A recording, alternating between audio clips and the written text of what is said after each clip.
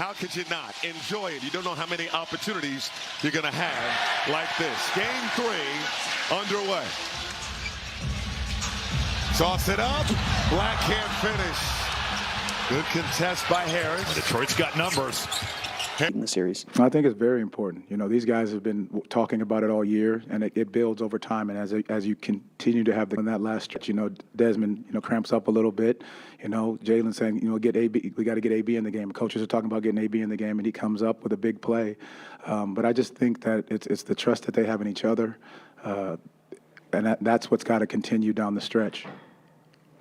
Jamal, Jamal there. Oh, there you go. When you guys are playing this kind of defense, Paolo's playing an all-around game, but now you get Desmond's three-point shooting like that. What does it do for this team? You know, for this one game, it was really good.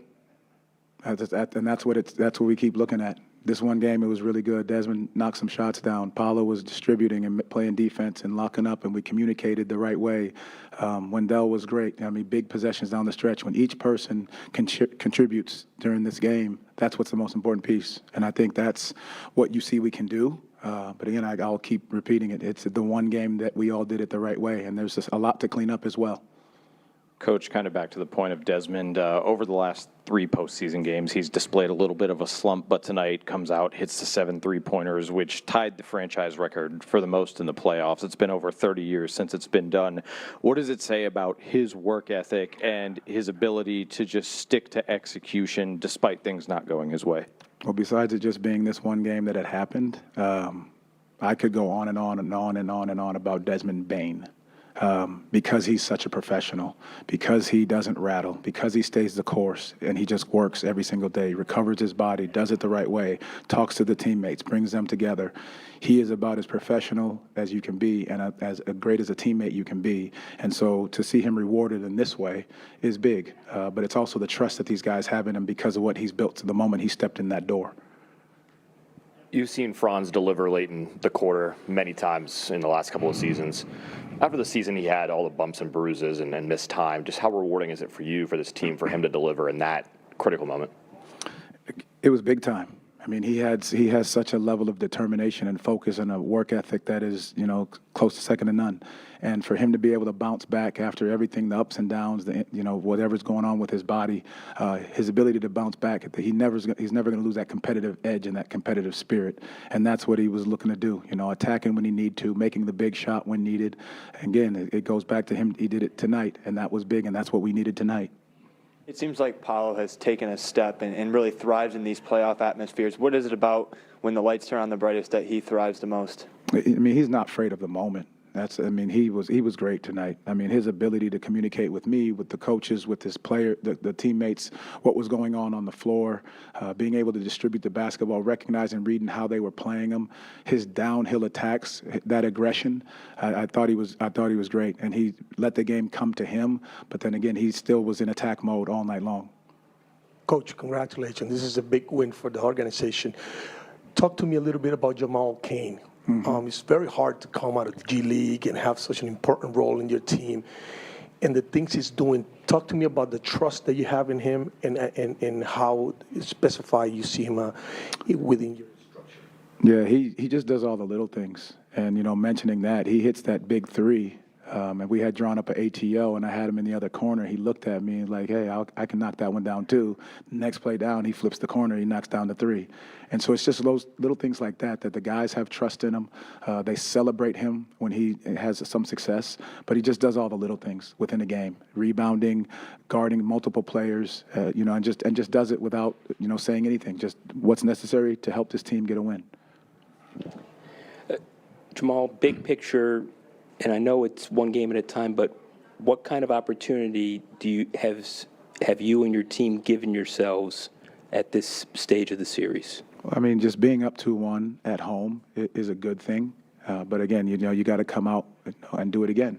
And that's why I'll keep saying it's the one game, because a lot of things can happen in that moment, guys that can step up big, and that's all you need for that. And so our ability to stay the course, stay even-keeled, understand that we've got to learn from this game and what we could do better, but also what worked. Jamal, just Obviously, the fourth quarter was crazy. First quarter was even, but the second and third quarters you guys controlled. Can you talk about how your team imposed their will on an opponent that usually imposes its will? Yeah, I just think being able to throw multiple bodies at different guys. You know, each guy is accepting their role and what we need them to do in these moments, and that's what it is when that's how they responded when they checked in the game. What do I need to do to help the team? Our defense was at the right level where we needed it to be. You know, I think our guys were physical as much as we needed to be. There's a lot of things. Again, I'll go back to it. There's a lot to clean up. But our ability to sustain our effort and keep our composure in the moments that things could have been gone the other way, our guys did a great job of that. Jamal, it looks like the Magic fans have a new villain to root against. I've never heard this arena this loud as to when they were talking about getting a flagrant on him. Can you talk about the fans, and can you talk about the fight that your guys even put back against the blows that Detroit was throwing? Yeah, I mean, that's what this series is going to be about. It's going to be a physical battle back and forth regardless, and we knew that going in. But our ability to, you know, stand our ground, deliver the blows when they need to, be smart about it, and I keep using the word composure. That's what it's got to be. And then the other part, our fans, and I said it when we were in Detroit coming home. I said we have the best fans in the NBA. That the building was loud. They were supporting our guys, understanding exactly what's going on in the game, what was needed to be done. Like that energy that they bring is so important to our guys, and I've said this before, that what they bring to our guys is so important for this group, and it gets us going in a different direction.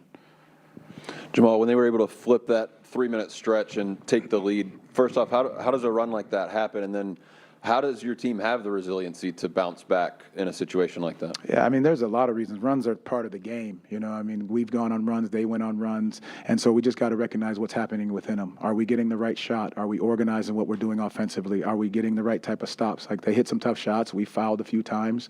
I think that's how the runs happen. But being able to settle it down, and I think in that part of that is, can you get to the free throw line in those moments to stop the run, get your composure, communicate with one another, and get our sets right and get our defense set up right. So again, it's going to be a game of runs. We know that what this is, and our ability to keep our composure the entire time is what's going to be most important. 8 days ago, your team faced a single elimination game in that final play-in, and now you're here up 2-1. How did you get from there? How did your team get from there to here? What do you think I'm going to say? I don't know. That's why I asked. Somebody can give you the answer. What am I going to say? One game at a time. That's how you get here.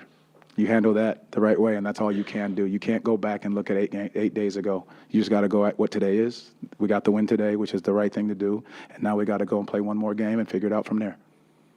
Thank you, Coach. Thank you.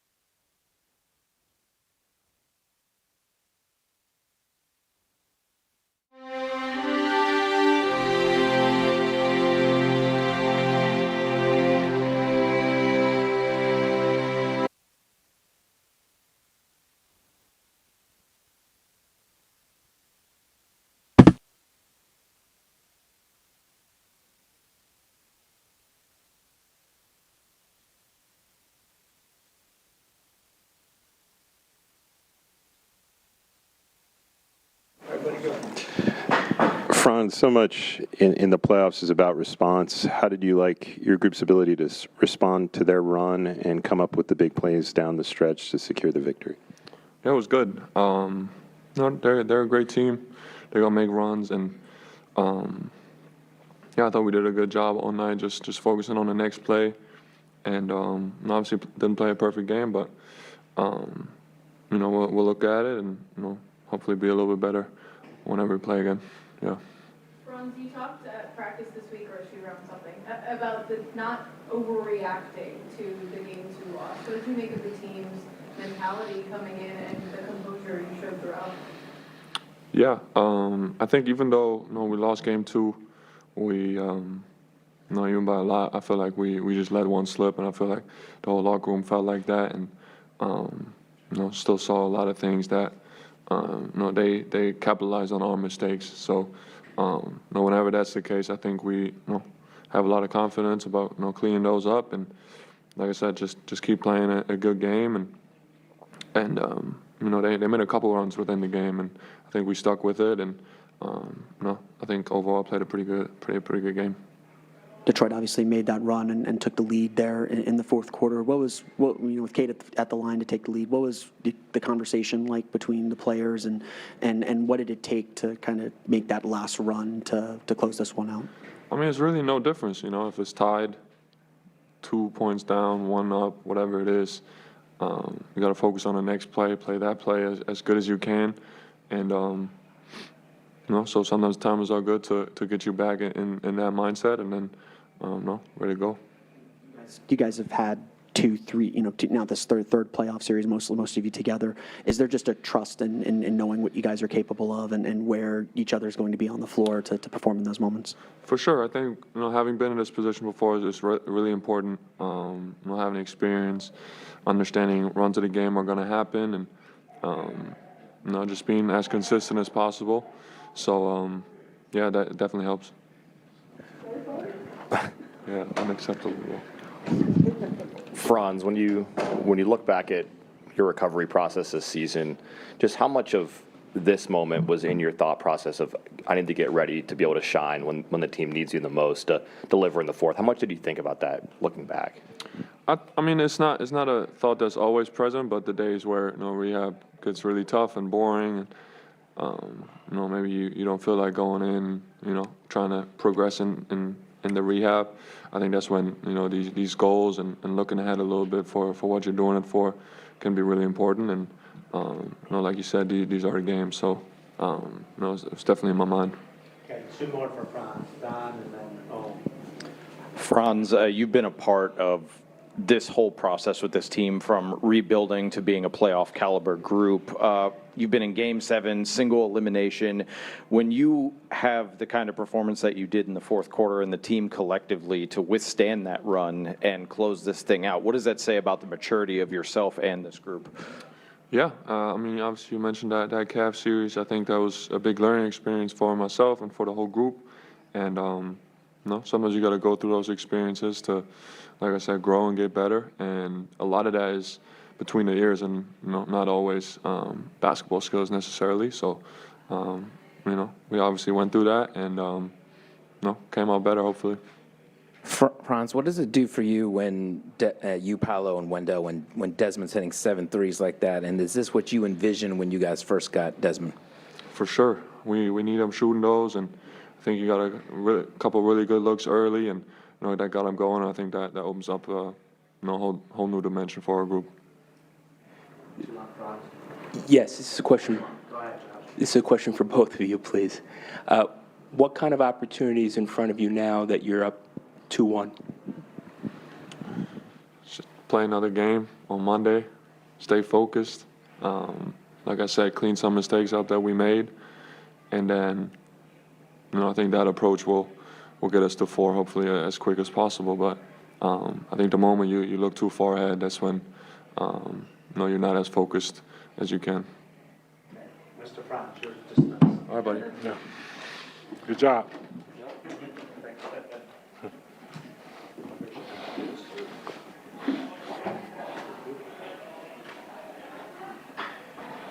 How did you like your group's ability to respond to their run and come up with the big plays down the stretch to secure a win tonight? I mean, that's we've been in these situations throughout the season, previous postseasons. Especially after that game 2, where we kind of wasn't able to weather their storm. I think we did a really good job of, combating that. And then I got to give a lot of credit to Franz and Paolo for taking those 2 big threes. But that's, like I said in my media earlier, like that's what the playoffs are about. It's make or miss, and your will to win. I think we did a really good job of that tonight. And yeah, I do. Wendell, you mentioned Franz there. He goes on that 5-0 run by him. When you guys go down by 1, just for him to hit those 2 big shots for you guys. Just what did you see from him in that moment, and just the way that he kind of put you guys on his back there? I mean, that's what we expect.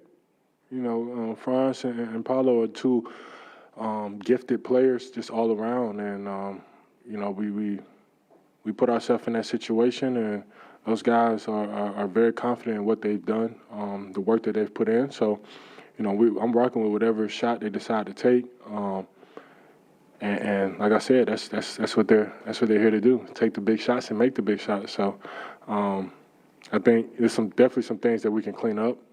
So we're not in those positions as much, but when we're there, I trust that they're going to take and make the right shot. My bad. Just kind of building on that, you guys have been together. Most of you guys have been together for the last 2-3 years in those playoff runs. How much was that fourth quarter and withstanding the run just about the trust that you have in each other to be there for one another, to be in the right spots, to grab that big offensive rebound, to do all those things? I mean, that's the trust factor we've built. I think it was something that's been built over these last couple of years, from the highs and lows to positives and negatives that we could take from these past couple of years. I think one thing we've always been able to rely on is our effort and our energy. You know, that's something that we all can rely on, no matter if the shots are going in or not.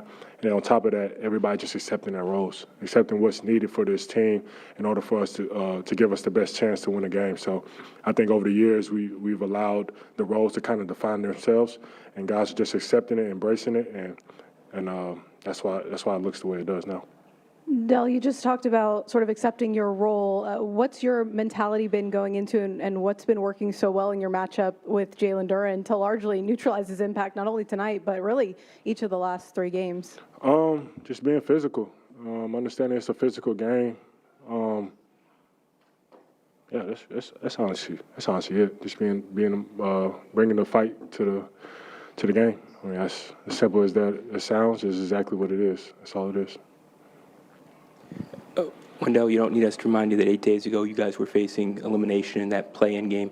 How did you get from there to here up 2-1? Fight. We understood it was an elimination game. We won it, and it's a brand new season now. No matter what happened those past 82 games, it's all about what's happening right now. And I think we've done a good job of being able to turn the page and be able to be optimistic about what this season could ultimately end in. You know what I'm saying? And I think that's the beauty of this team. Like I said plenty of times before, like we always find a way to respond, and I think we've done a really good job of that so far. But now it's about Monday and taking care of Monday. Wendell, this is another playoff game at home that this group wins. It's been terrific in the building. Can home court advantage be understated? I mean, how important was it? And then what's the confidence level going into Monday? You know, home court advantage is the name of the game. You know, just even throughout the whole 82-game season, towards the end of the season, you know, everybody's just trying to get home court advantage going to the playoffs. It's so big. You know, I give a lot of credit to the fans here.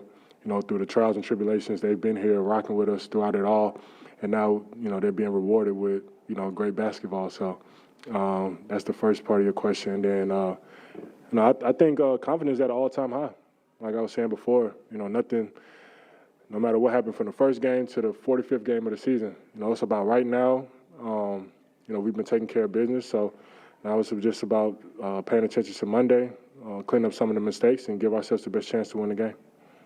Wendell, you talked about the fight and physicality. You helped foul out Jalen Duren. Stewie pushes you. He seemed like he was frustrated.